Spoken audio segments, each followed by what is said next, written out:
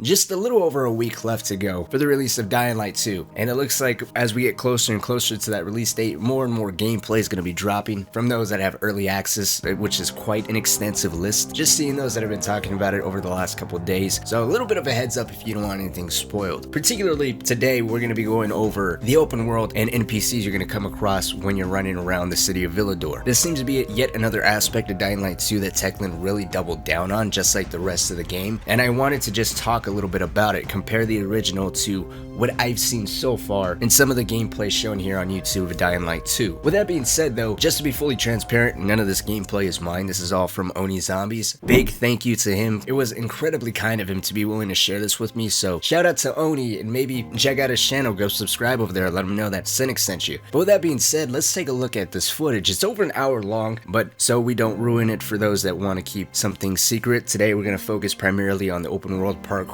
and those random events with the NPCs. But first, let's take a trip all the way back to the year 2013, where Techland announces the original Dying Light. From that moment on, they really pushed for a world where everything you did or chose not to do had a real meaningful impact on the world, the characters, and most importantly, the player's experience. As a matter of fact, this is what the trailer says verbatim. The sound of someone screaming presents an opportunity.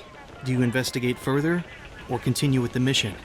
Each choice has different consequences, and the world reacts to your decisions. While the original game has this very quest in the final build, there is no real weight or consequence behind saving the kid, and ultimately every time I do it, I just forget about it. At the very least, it shows this is an idea Techland has had very near and dear to them since day one. And with the sequel pushing to really break expectations, I think it'll be delivered on in this game. If not, they'll have it nailed to a T in the subsequent game. When you think of NPC interactions or open world events in the original Dying Light, it really boils down to one of three things. You're saving a survivor from Rice's men, saving a survivor from the infected, fighting Rice's men over an airdrop, or you might occasionally be escorting a survivor somewhere. But for the most part, that's pretty much it. Everything is identical. You don't get anything unique or incredibly memorable. Sure, you might get some dialogue and some input as to why an NPC's out in the open world if you take the time to listen. But Felix and Heinrich are gone.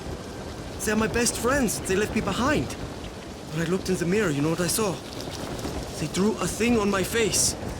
You know, a man thing.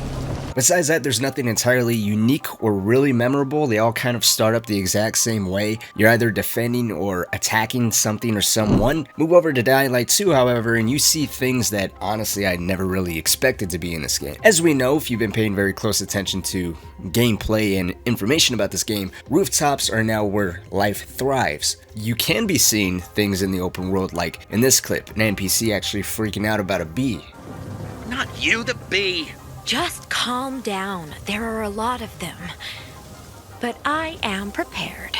We also see this, which I thought was really fucking cool. A bunch of peacekeepers are holding a funeral for one of their fallen while one of them gives a eulogy.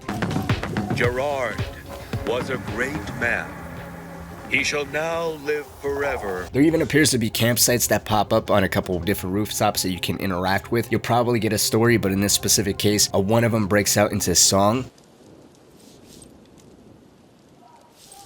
There are some not afraid of the coming night.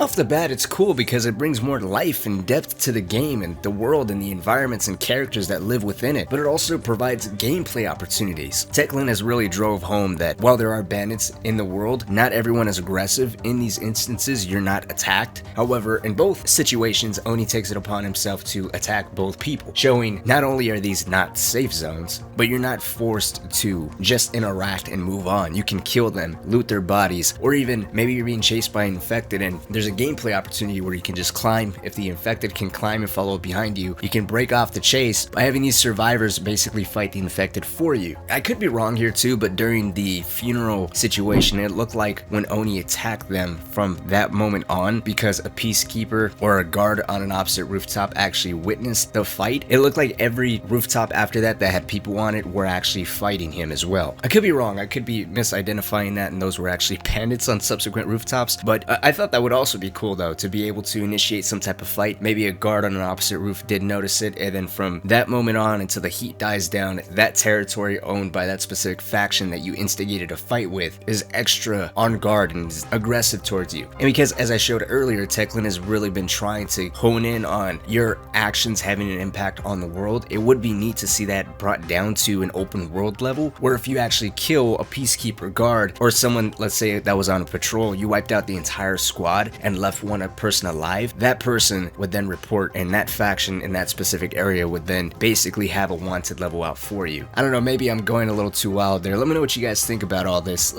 I really like that whole funeral on the rooftop though. That'd be cool to wipe out an entire squad, return to the area a couple days later, and then you see a funeral being held for 5 or 6 bodies. And because you're a pilgrim or someone that's not all that well known, at the very least the people burying the others are suspicious that you're the one responsible for them burying 5 to 6 of their own. During a Reason trailer, we witnessed what looks to be like an execution being held, something like that in the open world, or some type of punishment for stealing, like getting hands or fingers cut off would also be nice. But let me know what you think. Let's talk down in the comments section. And like always, in case you guys haven't joined yet, feel free to join the Discord. Link is always down in the pinned comment. Dying Light 2's release is just right around the corner, and if you're looking for people to play the game with or just talk video games in general, there's over 2,400 people down that Discord, so feel free to join, say hi to myself or anyone else in there. But until then, my name is Cynic, and I'll see y'all in the next video.